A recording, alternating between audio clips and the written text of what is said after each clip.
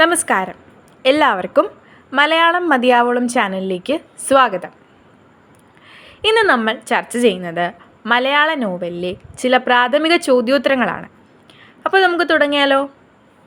ഒന്നാമത്തെ ചോദ്യം: കേരളീയ ജീവിതത്തെ ആധാരമാക്കി എഴുതിയ ആദ്യ നോവൽ. കേരളീയ ജീവിതത്തെ ആധാരമാക്കി എഴുതിയ ആദ്യ novel the slayer slain. The slayer slain പൂർത്തിയാക്കിയത് ആരാണ് എന്നുള്ളതാണ് അടുത്ത ചോദ്യം. റിച്ചാർഡ് കോളിൻസ് ആണ് ദ സ്ലേയർ സ്ലെയിൻ പൂർത്തിയാക്കിയത്. അടുത്ത ചോദ്യം: ദ സ്ലേയർ സ്ലെയിന് മലയാളത്തിലുണ്ടായ വിവർത്തനം ഏതാണ് എന്നുള്ളതാണ്. ഏതാണ്? ഘാതകവധം. അതാണ് ദ സ്ലേയർ സ്ലെയിന് മലയാളത്തിലുണ്ടായ വിവർത്തനം, ഘാതകവധം. അടുത്ത ചോദ്യം നോക്കാം. ജോൺ ബുനിയൻ്റെ പിൽഗ്രിംസ് പ്രോഗ്രസ്സിന് മലയാളത്തിലുണ്ടായ വിവർത്തനം. പരദേശി മോക്ഷയാത്ര,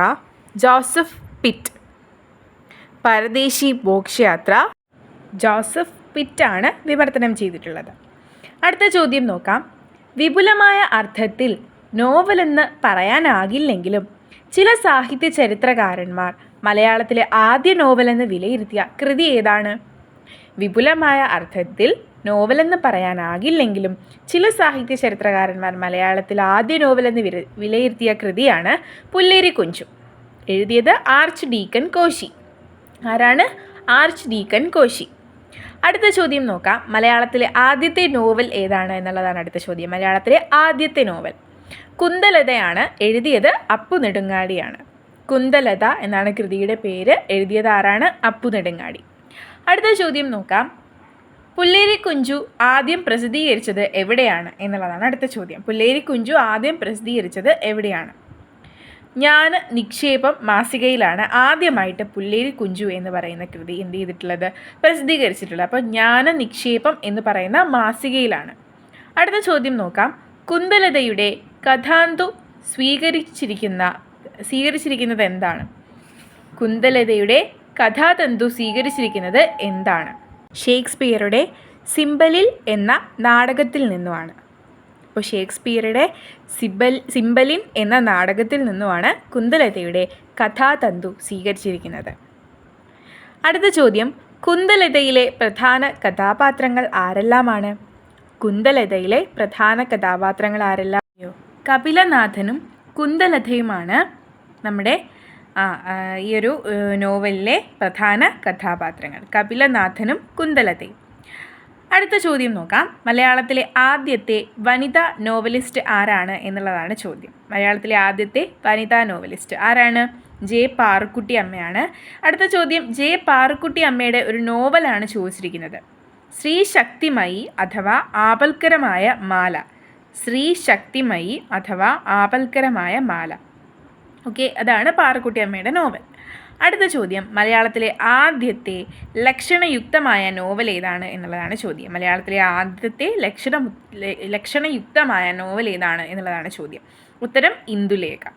ഒ ചന്തുമേനോൻ എഴുതിയ ഇന്ദുലേഖ. അപ്പോൾ അത് എഴുതിയത് ആരാണ്? ഒ ചന്തുമേനോൻ. ഇന്ദുലേഖയാണ് മലയാളത്തിലെ ആദ്യത്തെ ലക്ഷണയുക്തമായ നോവലായിട്ട് കണക്കാക്കിയിരിക്കുന്നത്. അടുത്ത ചോദ്യം: ഇന്ദുലേഖയിലെ പ്രധാന കഥാപാത്രങ്ങൾ ആരൊക്കെയാണ്?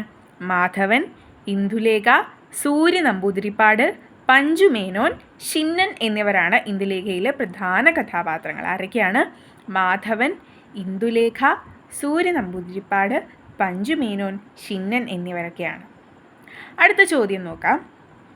ഇന്ദുലേഖയുടെ രചനയിൽ ചന്തുമേനോനെ സ്വാധീനിച്ച പാശ്ചാത്യ നോവലുകൾ ഏതൊക്കെയാണ്?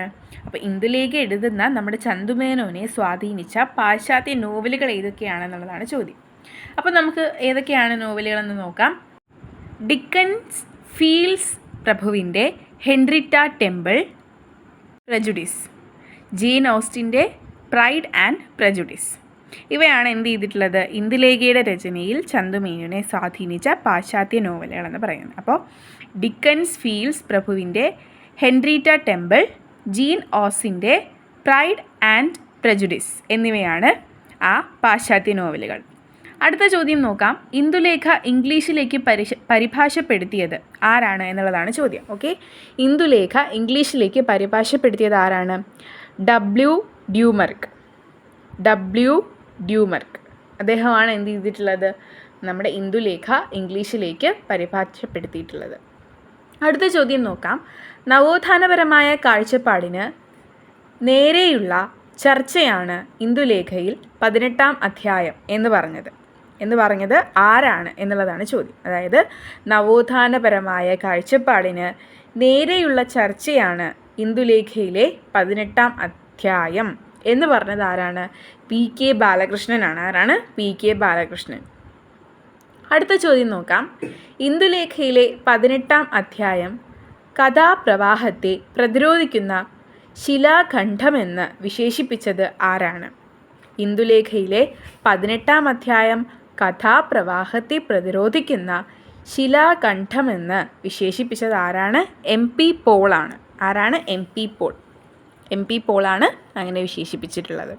അടുത്ത ചോദ്യം നോക്കാം. ഇന്ദുലേഖയിൽ ചിന്നൻ എന്ന കഥാപാത്രം കുമാരനാശാൻ മുതൽ സ്വദേശാഭിമാനി വരെയുള്ള പുതിയ തലമുറയുടെ പ്രതിനിധിയാണ് എന്ന് അഭിപ്രായപ്പെട്ടത് ആരാണ്? ചോദ്യം ഒന്നുകൂടി ആവർത്തിക്കാം. ഇന്ദുലേഖയിലെ ചിന്നൻ എന്ന കഥാപാത്രം കുമാരനാശാൻ മുതൽ സ്വദേശാഭിമാനി വരെയുള്ള പുതിയ തലമുറയുടെ പ്രതിനിധിയാണ് എന്ന് അഭിപ്രായപ്പെട്ടത് ആരാണ്? പോഞ്ഞിക്കര റാഫിയാണ്. ആരാണ്? പോഞ്ഞിക്കര റാഫി. അടുത്ത ചോദ്യം നമുക്ക് നോക്കാം. സമുദായ ശരീരത്തിലെ ജീർണിച്ച ഭാഗങ്ങളെ ഛേദിച്ച് കളയാൻ വേണ്ടി തേച്ച് മൂർച്ച കൂട്ടി ചന്തുമേനോൻ ഒരുക്കിയ ശസ്ത്രമാണ് സൂര്യ നമ്പൂതിരിപ്പാട്. ഇങ്ങനെ പറഞ്ഞത് ആരാണ്? സമുദായ ശരീരത്തിലെ ജീർണിച്ച ഭാഗങ്ങളെ ഛേദിച്ച് കളയാൻ വേണ്ടി തേച്ച് മൂർച്ച കൂട്ടി ചന്തുമേനോൻ ഒരുക്കിയ ശസ്ത്രമാണ് സൂര്യ നമ്പൂതിരിപ്പാട്. ഇങ്ങനെ പറഞ്ഞത് ആരാണ്? M.R. ചന്ദ്രശേഖരനാണ്. M.R. ചന്ദ്രശേഖരൻ. അടുത്ത ചോദ്യം നോക്കാം. ഇന്ദുലേഖയുടെ ഇംഗ്ലീഷിലുള്ള ചിരിയിൽ ഒരു യുഗപ്പിറവിയുടെ പ്രഭാവകാന്തിയാണുള്ളത് എന്ന് അഭിപ്രായപ്പെട്ടത് ആരാണ്? തായാട്ട് ശങ്കരനാണ്. ആരാണ്? തായാട്ട് ശങ്കരൻ. ഇന്ദുലേഖയുടെ ഇംഗ്ലീഷിലുള്ള ചിരിയിൽ ഒരു യുഗപ്പിറവിയുടെ പ്രഭാവകാന്തിയാണുള്ളതെന്ന് അഭിപ്രായപ്പെട്ടത് തായാട്ട് ശങ്കരനാണ്. പുതിയ തലമുറ ജീർണമായ പാരമ്പര്യങ്ങൾക്കെതിരെ പോരാടുന്നതാണ് ഇന്ദുലേഖയിൽ കാണുന്നത്. ഇങ്ങനെ അഭിപ്രായപ്പെട്ടത് ആരാണ്? N. കൃഷ്ണപിള്ള. N. കൃഷ്ണപിള്ള. പുതിയ തലമുറ ജീർണമായ പാരമ്പര്യങ്ങൾക്കെതിരെ പോരാടുന്നതാണ് ഇന്ദുലേഖയിൽ കാണുന്നത് എന്ന് അഭിപ്രായപ്പെട്ടത് N. കൃഷ്ണപിള്ളയാണ്. അടുത്ത ചോദ്യം നോക്കാം. താക്കറെയുടെ വാനിറ്റി ഫെയർ പോലെ ഇന്ദുലേഖയും നായകനില്ലാത്ത നോവലാണെന്ന് പറഞ്ഞത് ആരാണ്? സഞ്ജയനാണ്. ആരാണ്? സഞ്ജയൻ. താക്കറെയുടെ വാനിറ്റി ഫെയർ പോലെ ഇന്ദുലേഖയും നായകനില്ലാത്ത നോവലാണെന്ന് പറഞ്ഞത് സഞ്ജയനാണ്. അടുത്ത ചോദ്യം നോക്കാം. O. ചന്തുമേനോൻ്റെ അപൂർണ നോവൽ ഏതാണ് എന്നുള്ളതാണ് ചോദ്യം. O. ചന്തുമേനോൻ്റെ അപൂർണ നോവൽ ശാരദ എന്ന നോവലാണ് O. ചന്തുമേനോൻ്റെ അപൂർണ നോവൽ. ശാരദ. അടുത്തതായി ശാരദയിലെ പ്രധാന കഥാപാത്രങ്ങൾ ആരൊക്കെ എന്നുള്ളതാണ് അടുത്ത ചോദ്യം. എന്താണ് ശാരദയുടെ പ്രധാന കഥാപാത്രങ്ങൾ? ശാരദ എന്ന് പറയുന്ന കൃതിയിലെ പ്രധാന കഥാപാത്രങ്ങൾ ആരൊക്കെയാണ്? ഒന്നാമത്തെ ആൾ ശാരദ തന്നെയാണ്. അടുത്തത് ആരാണ്? രാമൻ മേനോൻ. അടുത്തത് കല്യാണി അമ്മ. ആരൊക്കെയാണ്? ശാരദ, രാമൻ മേനോൻ, കല്യാണി അമ്മ. ശാരദ, രാമൻ മേനോൻ, കല്യാണി അമ്മ. അടുത്ത ചോദ്യം നോക്കാം. ഇന്ദുലേഖയുടെ പ്രസിദ്ധീകരിക്കാത്ത ഭാഗങ്ങൾ കണ്ടെടുത്ത് സമ്പൂർണ്ണമായി പ്രസിദ്ധീകരിച്ചത് ആരാണ്? ഇന്ദുലേഖയുടെ കുറച്ച് ഭാഗങ്ങളൊക്കെ പ്രസിദ്ധീകരിക്കാത്ത കുറച്ച് ഭാഗങ്ങളൊക്കെ കണ്ടുപിടിച്ച് അതിനെ സമ്പൂർണ്ണമായി പ്രസിദ്ധീകരിച്ചത് P.K. രാജശേഖരനും ഡോക്ടർ P. വേണുഗോപാലനും ആണ്. ആരൊക്കെയാണ്? P.K. രാജശേഖരനും ഡോക്ടർ P. വേണുഗോപാലനും. അടുത്ത ചോദ്യം നോക്കാം. ചന്തുമേനോൻ ശാരദ എന്ന നോവലിന് നൽകാൻ നിശ്ചയിച്ചിരുന്ന ആദ്യത്തെ പേര് ഏതാണ്? ചന്തുമേനോൻ ശാരദ എന്ന നോവലിന് നൽകാൻ നിശ്ചയിച്ചിരുന്ന ആദ്യ പേര് ഏതാണ്? വ്യവഹാരമാല. എന്താണ്? വ്യവഹാരമാല. ഓക്കെ, അപ്പോൾ ഇതാണ് ആദ്യം നമ്മുടെ ശാരദ എന്ന് പറയുന്ന നോവലിന് ഇടാനായിട്ട് ചന്തുമേനോൻ നിശ്ചയിച്ചിരുന്ന പേര്, വ്യവഹാരമാല. അടുത്ത ചോദ്യം നോക്കാം. ശാരദ പൂർത്തിയാക്കാൻ ശ്രമിച്ച ആദ്യത്തെ വ്യക്തി ആരാണ്? ശാരദ എന്ന് പറയുന്ന നോവല് പൂർത്തിയാക്കാൻ ശ്രമിച്ച ആദ്യത്തെ വ്യക്തി ആരാണ്? സി അന്തപ്പായി. ആരാണ്? സി അന്തപ്പായി. അടുത്ത ചോദ്യം, സി അന്തപ്പായിക്ക് ശേഷം ശാരദ പൂർത്തിയാക്കാൻ ശ്രമിച്ച ആൾക്കാർ ആരൊക്കെയാണ്? ഒരു നീണ്ട ലിസ്റ്റ് തന്നെ ഉണ്ടല്ലേ. ആരൊക്കെയാണ്? പാട്ടത്തിൽ രാധാകൃഷ്ണ മേനോൻ, ടി എസ് സുബ്രഹ്മണ്യം, കുറുപ്പം വീട്ടിൽ ഗോപാലപിള്ള, പയ്യംപിള്ളിൽ ഗോപാലപിള്ള, വാഴേപ്പിള്ളയത്ത് കൊച്ചുരാമൻ. ആരൊക്കെയാണ്? പാട്ടത്തിൽ രാധാകൃഷ്ണ മേനോൻ, ടി എസ് സുബ്രഹ്മണ്യം, കുറുപ്പം വീട്ടിൽ ഗോപാലപിള്ള, പയ്യംപിള്ളിൽ ഗോപാലപിള്ള, വാഴേപ്പിള്ളയത്ത് കൊച്ചുരാമൻ. ഇവരൊക്കെയാണ് എന്ത് ചെയ്തിട്ടുള്ളത്? നമ്മുടെ ശാരദ പൂർത്തിയാക്കാൻ വേണ്ടിയിട്ട്, സി അന്തപ്പായിക്ക് ശേഷം ശാരദ പൂർത്തിയാക്കാൻ വേണ്ടി ശ്രമിച്ച ആൾക്കാർ. ഒന്നുകൂടെ പറഞ്ഞു തരാം. പാട്ടത്തിൽ രാധാകൃഷ്ണ മേനോൻ, ടി എസ് സുബ്രഹ്മണ്യം, കുറുപ്പം വീട്ടിൽ ഗോപാലപിള്ള, പയ്യംപിള്ളിൽ ഗോപാലപിള്ള, വാഴേപ്പിള്ളയത്ത് കൊച്ചുരാമൻ. ഇവരൊക്കെയാണ് എന്ത് ചെയ്തിട്ടുള്ളത്? ശാരദ പൂർത്തിയാക്കാനായിട്ട് അന്തപ്പായിക്ക് ശേഷം ശ്രമിച്ചിട്ടുള്ളത്. അടുത്ത ചോദ്യം നോക്കാം. കൊച്ചി രാജ്യത്തെ ആദ്യത്തെ നോവൽ ഏതാണ്? ലക്ഷ്മി കേശവമാണ്. ഏതാണ്? ലക്ഷ്മി കേശവം. കൊച്ചി രാജ്യത്തെ ആദ്യത്തെ നോവൽ. അപ്പോൾ ഈ പറയുന്ന ലക്ഷ്മി കേശവം എഴുതിയ ആളാരാണ്? കോമാട്ടിൽ വാസുമേനോൻ. ആരാണ്? കോമാട്ടിൽ വാസുമേനോനാണ് നമ്മുടെ കൊച്ചി രാജ്യത്തെ ആദ്യ നോവലായ ലക്ഷ്മി കേശവം എഴുതിയിട്ടുള്ളത്. അപ്പോൾ നമുക്ക് ഇനി അടുത്ത ചോദ്യത്തിലേക്ക് പോവാം. ഇന്ദുലേഖയുടെ അനുകരണമായി കരുതുന്ന നോവൽ. ഇന്ദുലേഖയുടെ അനുകരണമായിട്ട് കരുതുന്ന നോവൽ ഏതാണ്? മീനാക്ഷി. ഏതാണ്? മീനാക്ഷി. അത് എഴുതിയത് ആരാണ്? ചെറുവലത്ത് ചാത്തുനായർ. ആരാണ്? ചെറുവലത്ത് ചാത്തുനായരാണ് മീനാക്ഷി എന്ന് പറയുന്ന ഇന്ദുലേഖയുടെ അനുകരണമായി കരുതുന്ന ആ ഒരു നോവൽ എഴുതിയിട്ടുള്ളത്. അടുത്ത ചോദ്യം നമുക്ക് നോക്കാം. മലയാളത്തിലെ അനുകരണ നോവലുകളെ പരിഹസിച്ചു കൊണ്ടെഴുതിയ നോവൽ ഏതാണ്? മലയാളത്തിലെ അനുകരണ നോവലുകളെ പരിഹസിച്ചു കൊണ്ടെഴുതിയ നോവൽ ഏതാണ്? പറങ്ങോടി പരിണയം. എന്താണ്? പറങ്ങോടി പരിണയം. പറങ്ങോടി പരിണയമാണ് മലയാളത്തിലെ അനുകരണ നോവലുകളെ പരിഹസിച്ചു കൊണ്ടെഴുതിയിട്ടുള്ള നോവൽ. അത് എഴുതിയതാരാണ്? കിഴക്കേപ്പാട്ട് രാമൻകുട്ടി മേനോനാണ് എന്ത് ചെയ്തിട്ടുള്ളത്? പറങ്ങോടി പരിണയം എന്ന് പറയുന്ന ആ ഒരു നോവൽ എഴുതിയിട്ടുള്ളത്. അടുത്ത ചോദ്യം നോക്കാം. ദളിത് ജീവിത വിദ്യാഭ്യാസത്തിലൂടെ ഉയരുന്നതിനായി അവതരിപ്പിച്ച ആദ്യത്തെ നോവൽ ഏതാണ്? ദളിത് ജീവിതം വിദ്യാഭ്യാസത്തിലൂടെ ഉയരുന്നതിനായി അവതരിപ്പിച്ച ആദ്യത്തെ നോവൽ, ഉയരുന്നതായിട്ട് അവതരിപ്പിച്ചിട്ടുള്ള ആദ്യത്തെ നോവൽ ഏതാണ്? സരസ്വതി വിജയം. ഏതാണ്? സരസ്വതി വിജയം. അത് എഴുതിയിട്ടുള്ളത് പോത്തേരി കുഞ്ഞമ്പു ആണ്. ആരാണ്? പോത്തേരി കുഞ്ഞമ്പു. അപ്പോൾ ദളിത് ജീവിതം വിദ്യാഭ്യാസത്തിലൂടെ ഉയരുന്നതായി അവതരിപ്പിച്ച നോവലാണ് സരസ്വതി വിജയം. അത് എഴുതിയത് പോത്തേരി കുഞ്ഞമ്പു. അടുത്ത ചോദ്യം നോക്കാം. കേരളവർമ്മ തർജ്ജമ ചെയ്ത നോവൽ ഏതാണ്? കേരളവർമ്മ തർജ്ജമ ചെയ്ത നോവൽ ഏതാണ്? അക്ബർ. ഏതാണ്? അക്ബർ. അടുത്ത ചോദ്യം നോക്കാം. പെരുമാൾ വാഴ്ചക്കാലം പശ്ചാത്തലമാക്കി അപ്പൻ തമ്പുരാൻ രചിച്ച നോവൽ ഏതാണ്? ഭൂതരായർ. ഏതാണ്? ഭൂതരായറാണ് പെരുമാൾ വാഴ്ചക്കാലം പശ്ചാത്തലമാക്കിയിട്ട് അപ്പൻ തമ്പുരാൻ രചിച്ച നോവൽ. അടുത്ത ചോദ്യം നോക്കാം. മലയാളത്തിലെ ആദ്യ ചരിത്ര നോവൽ ഏതാണ്? ഏതാണ് മലയാളത്തിലെ ആദ്യത്തെ ചരിത്ര നോവൽ? മാർത്താണ്ഡവർമ്മയാണ് അല്ലേ? മാർത്താണ്ഡവർമ്മയാണ്. മാർത്താണ്ഡവർമ്മ എന്ന് പറയുന്ന കൃതി ആരാണ് എഴുതിയത്? CV രാമൻ പിള്ളയാണ് നമ്മുടെ മാർത്താണ്ഡവർമ്മ എന്ന് പറയുന്ന കൃതി എഴുതിയിട്ടുള്ളത്, നമ്മുടെ നോവൽ എഴുതിയിട്ടുള്ളത്. അടുത്ത ചോദ്യം, മാർത്താണ്ഡവർമ്മയിലെ പ്രധാന കഥാപാത്രങ്ങൾ ആരൊക്കെയാണ് എന്നുള്ളതാണ്. ആരൊക്കെയാണ്? ഒന്നാമത്തെ ആൾ നമ്മുടെ മാർത്താണ്ഡവർമ്മ തന്നെയാണ്. പിന്നെ ആരാണ്? സുഭദ്ര, അനന്തപത്മനാഭൻ. സുഭദ്ര, അനന്തപത്മനാഭൻ, മാർത്താണ്ഡവർമ്മ എന്നിവരാണ് എന്ത്? മാർത്താണ്ഡവർമ്മയിലെ പ്രധാന കഥാപാത്രങ്ങൾ. മാർത്താണ്ഡവർമ്മ എന്ന് പറയുന്ന നോവലിലെ പ്രധാന കഥാപാത്രങ്ങൾ.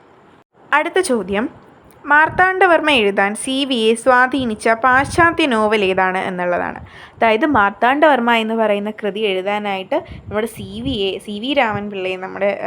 CV രാമൻപിള്ളയെ സ്വാധീനിച്ച ആ ഒരു പാശ്ചാത്യ നോവൽ ഏതാണ് എന്നുള്ളതാണ് ചോദ്യം. ഏതാണ്?